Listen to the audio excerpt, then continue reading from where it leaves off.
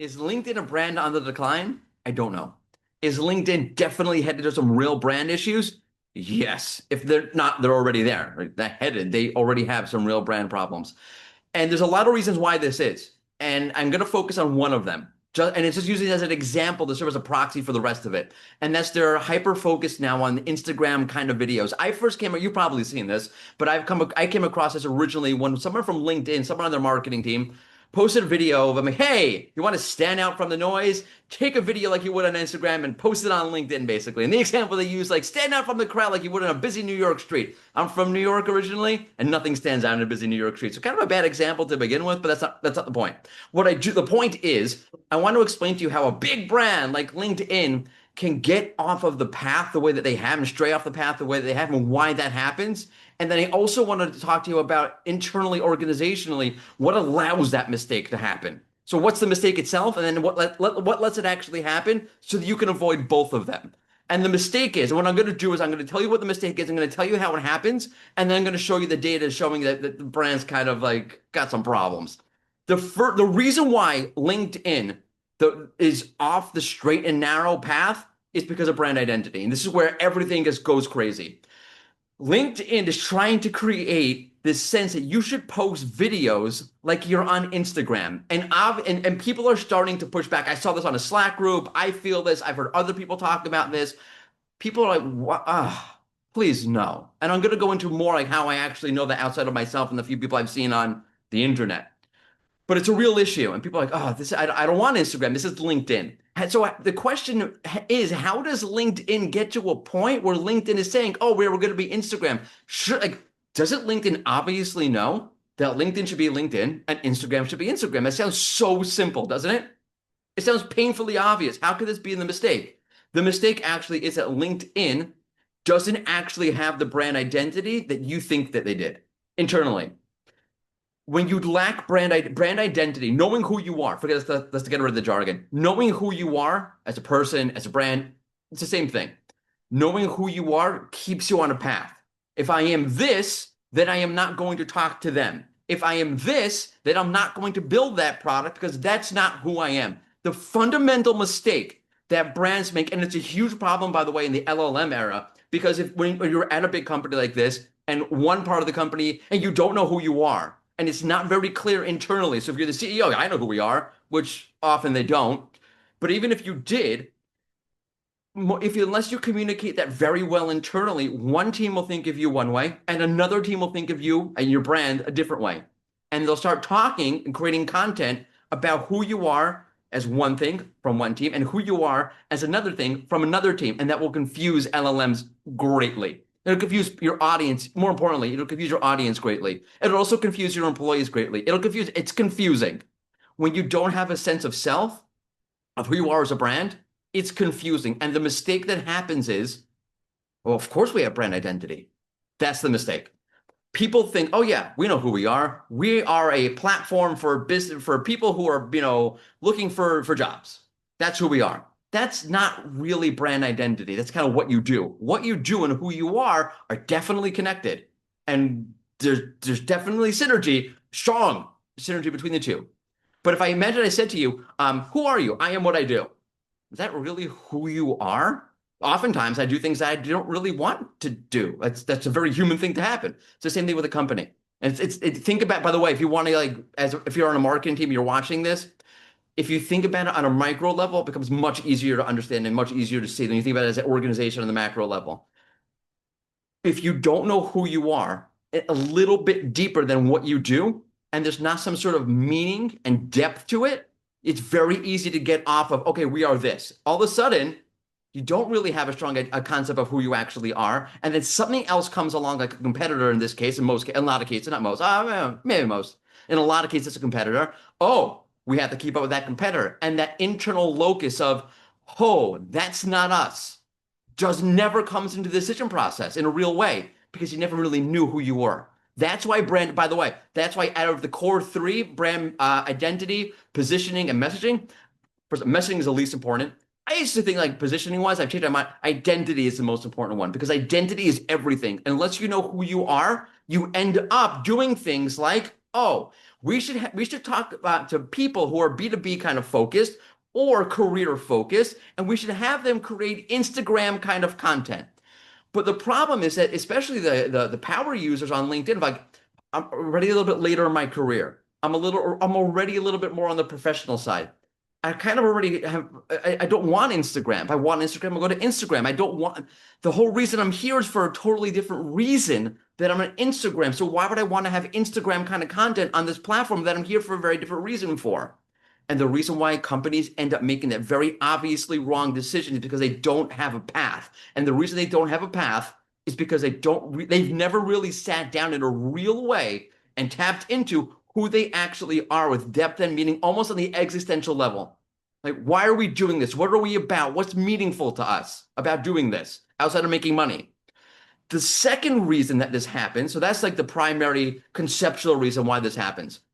What allows it to happen is that often the marketing team is immature. And I'm not saying that like they are immature people. It's that their way of thinking about marketing is immature. They're not thinking about especially the people who are on this side of the organizational equation. They're not thinking in a mature way about long-term strat. Those are people who are usually higher up. The people and the people who are putting out this content, who are kind of making this decision, are people who are very creative, but sometimes they're into making that bigger splash and doing something really cool and really interesting and really whatever. And their way of thinking about marketing, I know this sounds silly because like it's LinkedIn, it's got to be a huge company, and it is a huge company, is not as mature as you think it is. There's a very large degree of, I'll call it marketing immaturity, not people. As people, very mature, very cool people, but their way of thinking about marketing, because so much of these companies and the bigger companies are tied to immediate metrics. So your way of thinking about marketing is a little bit immature. Immature. I'm not immature, I'm immature. And it sounds surprising, and you may not believe me, but it's the actual truth. A lot of the marketing teams in a big organization have an immature outlook on marketing because there's so much pressure on the immediate KPI that they can't think more maturely. They're not incentivized to think more maturely about marketing. And that's a terrible combination because now you have a lack of brand identity. It's very easy to get off the path, and you almost have people who are incentivized to get off the path, who are immediate metric. That's our way of thinking. I know it's not like just like immediate metric, but it's that kind of thinking. It's more on the side of immediate metric, immediate results kind of thing, because tell me what you did for me lately and internally, not what you've done for me, right? And it's less on, okay, let's look at this long term. And that's a terrible combination. So if you're on a marketing team, and especially if you're on a small or medium-sized marketing team, you're watching this, don't look at the big brands for this because they don't have the internal identity that you think they have. And they definitely don't have the marketing maturity outlook because they're not incentivized to have it. So know that. Now, let's dive into what some of the data actually shows about what's happening at LinkedIn and how you can see their brand, say eroding, but you can see it walking into some real brand problems. It's interesting. So first off, to start, I want to start with the LLMs. Let's work our way a little bit backwards. When I asked ChatGPT, do people like LinkedIn? And by the way, LLMs are kind of good to use in this way when they're not showing something that's inaccurate and you can verify it, which in this case I did. I mean, I know because I'm a user of LinkedIn. Okay, it says, oh, here's why people like it. And then it gives you a whole list of reasons why people don't like it. And Google AI mode did the same thing. Now, what's interesting is that the TLDR, it says, LinkedIn is a love it or hate it platform. That's not to say, by the way, that Instagram doesn't have its own problems. But look at the TLDR on Instagram, because Instagram also has a lot of negative sentiment. I don't like Instagram. I'm an old person, so I'm not supposed to like Instagram. It definitely had its own negativity. But you could see it's a different level for LinkedIn because that brand promise didn't get fulfilled on LinkedIn in a very different way. On Instagram, like, yeah, I kind of expect, like, yeah, some narcissistic person took a picture of their meal. That's what I expect on Instagram. It's not what I expected on LinkedIn when I signed up for LinkedIn 10 years ago. So there's a different, non-fulfillment of the brand identity and brand promise on LinkedIn. That's kind of why it's so much more pronounced, right? The TLDR on Instagram, it's a hugely popular blah, blah, blah, blah, blah. And it gives you some like, yeah, here's people don't like it for this reason. It's the same in Google's AI overviews. If I ask, do people like LinkedIn? And by the way, AI overviews will give different answers different times. So this is the one I got when I searched for it. It says, okay, LinkedIn's popularity and perceived value value vary significantly. While it's a large professional, blah, blah, blah, some people find it useful for network, while other people find it less engaging or even negative. You see that sentiment coming out in the LLMs because the LLMs sometimes can serve as a proxy for the wider internet. And when I asked, do people like Instagram? Yes. Instagram is very popular, blah, blah, blah. Now, again, the AI mode and chat gave negatives about Instagram also, but it's a different level of negative for LinkedIn. And you can see that. And by the way, as part of methodology, you should verify what the LLMs are saying with some kind of actual data from actual people in some kind of way, shape, or form. Now, you need to validate the LLMs. And the way I validate it, I use also Asked, which takes the questions that people are asking Google and shows you what are the questions people, like actual people are asking Google. And when I asked it, I just typed in, LinkedIn. One of the questions that came up, well, there's different levels of questions. So the more popular questions was, is LinkedIn currently having issues? Okay, fine. Within that, one of the questions that people asked after that question is, does anyone use LinkedIn anymore? Also, why bother with LinkedIn? Okay, that's already negative sentiment starting to creep into what people are asking. That validates what's happening in the LLMs a little bit. When you go down that wormhole, so I went down, okay, after people ask why bother with LinkedIn, then what are they asking Google? Right? And one of the questions is, why are people leaving LinkedIn? Is it one of the next questions that people are asking? So there's already sentiment that people are not happy with LinkedIn and they are leaving. So when I said, like, does LinkedIn have a brand problem? Or is it walking into one? It definitely has one already. Take it back. It definitely has one already. And you can see it in the questions after people ask, why are people leaving LinkedIn? The next question people ask is, why is LinkedIn losing popularity? So I'm not making it up when I say I feel like LinkedIn's losing something, and other people on Slack or wherever are saying the same thing. It's not coming out of nowhere. It's not just me and my friends on Slack. It's people are asking that to Google, and they're asking how popular is LinkedIn over time because there's something not right. Okay. Now I try to ask the same thing about Instagram, but nothing shows up for the term Instagram. So I say, you know what? Let me go a little bit negative. I'm going to give LinkedIn a fair shot here. Why would anyone use Instagram? So I asked that to also ask, and I saw, okay, what questions are people asking Google after they ask Google, why would you use Instagram? What are they following that up with? And there was some negativity, right? What are the disadvantages to using Instagram? Is Instagram losing popularity? So it's also there, but it's not to the same level because when you start diving into the next question, there's nothing there. There's no more negative. It's just standard negativity. Like, okay, there's something like this. What are the disadvantages of using Instagram? Okay, fair question. It's not the same thing as what you're seeing with LinkedIn.